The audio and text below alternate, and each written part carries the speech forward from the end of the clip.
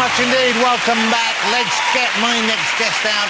Even if she'd only starred in 2 movies, Pulp Fiction and Kill Bill, then she would deserve a start on Hollywood's Walk of Fame. But, of course, there are so many more memorable films she's made, including her most recent. She has a role in Lars von Trier's new movie, Nymphomaniac. Will you please welcome the incredible Uma Thurman? You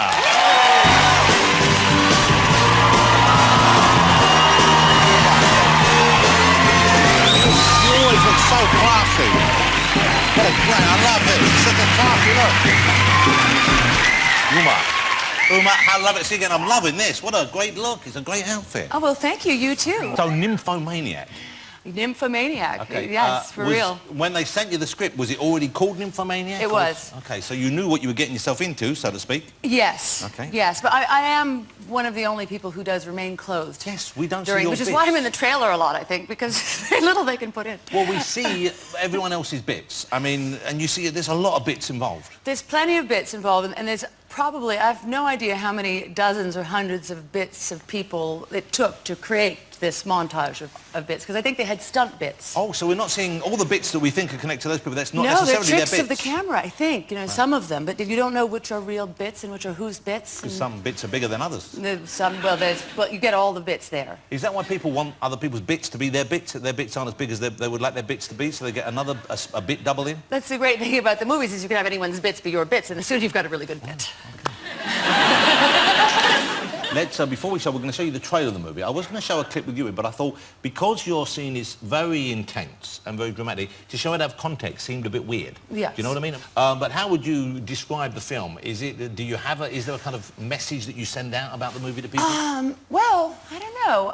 I think that, I mean, the title really is the subject. It's about a woman who It's really about nymphomania. It's about a person whose life is sort of based upon their, like, insatiable need for sex. Would you like to see a little bit of the movie, ladies and gentlemen? Okay, this is the trailer for the film. Nymphomaniac opens next Saturday. Have a look at this. Nymphomaniac 1 and 2. Let me ask you about the young star in the movie, who I don't believe you have a scene in, but you must have met on the promotional tour of it, Shia LaBeouf, who many of you will know from, you know, bigger commercial movies like the Transformers film. I've always thought he was a gifted actor. He is. Yeah, but he seems to be going through some kind of a weird kind of meltdown right now. It is apparently he's having something go on. He's having a moment. I don't know how to interpret the paper bag, to tell you the truth. Well, I mean, I'm jealous. I've many times wished I could have put a paper bag over my head before I went to a premiere, so I'm glad he thought of it first. Well, this is Shia LaBeouf as he arrived at the premiere. Okay. Okay, there we go. The funny thing about doing that is it makes you far more famous to do it. Yeah. Turning up with "I am not famous anymore" written on your face is a way of getting even more famous. Look what's happened now. Yeah. Do you think this will catch on? Maybe. I mean, maybe there'll be like Chanel paper bags and Givenchy paper bags, and you're going to become a total trend, you know? You can wear anything you want to, you look good in a paper bag, right? Isn't that the saying? You know what, if you can't turn up, you can't make it to the premiere, send a friend along with the bag in a paper bag. Let me ask you about the great, the wonderful, the uniquely talented Mr. Quentin Tarantino. Yes. 3 of your most... affectionately QT. QT, you say. Now, of course, you worked with him in Pulp Fiction, and that was a huge hit. But the Kill Bill films, and some people might know this, that was sort of your idea, wasn't it? No, it wasn't my idea. It started off in a late-night conversation, and he was educating me about genre films. And then from there, we got going about... you know, from him telling me what a genre film was, literally to, you know, spinning into this idea of this character and this revenge, you know, sort of set up for this woman. And then he went and he, you know, he birthed the idea. He wrote about, I don't know, 10 or 15 pages. And that was the time when we were doing Pulp Fiction.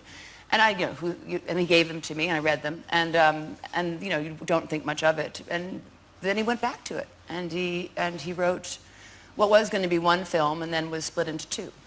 But Kill Bill, because I thought you came up with the idea of her being a bride who had this terrible thing happen to her. We did it. It was just sort of in this conversation, you know. I would never take credit for Quentin's work. I think it does speak for itself. And have you still got those jumpsuits? Because you must have used more than one, I guess. I have probably that jumpsuit soaked in blood, turning very brown and crusty in some wardrobe bag somewhere. And when you're filming a movie like that, do you allow the kids... I imagine your children haven't seen the finished film yet. How old's your oldest now? They're 15 now, aren't they? She's now 15, yeah. So she could see it. 15, you could show a 15-year-old. Yeah, they did see it. In fact, but there was a sort of precursor setup. You know, Quentin came for dinner, and my son said, "So, you know, what is Kill Bill about?" He's very together, my son. And he goes, "Well, it's about this woman and this man, and he is really mad at her, and he puts a gun to her head, and he blows her brains out, and she's pregnant, and he's going on explaining this to my son, and my son's sitting there like, you know, like, really, Mommy's friend is really nice. Wow, what a nice movie he thought of for Mommy." I watched it again recently, and I'd forgotten. I think maybe I enjoyed it more now. I loved them when they first came out, but I think they stand the test of time so well. I mean, you must have a good feeling, having made something which you know is essentially a classic. It is a classic. It is a classic. And what Andrew said was so touching, you know, that, I mean, I must say as well, to be on this show tonight with such incredibly talented people, and there were some moving things said tonight. If it gave him any help or support, it's a wonderful thing. Given it's kind of a wild, crazy... Well, let's face it, who would have thought Kill Bill would is a hand-holder. No, he wouldn't think of it as a hand-holder. So what do you have? Because I know that you're obviously very family-centered, and you have been for years. Well, I had a child who's now what I call a teen baby. She's 19 months. And so I'm just sort of... I did the Lars movie because I couldn't resist.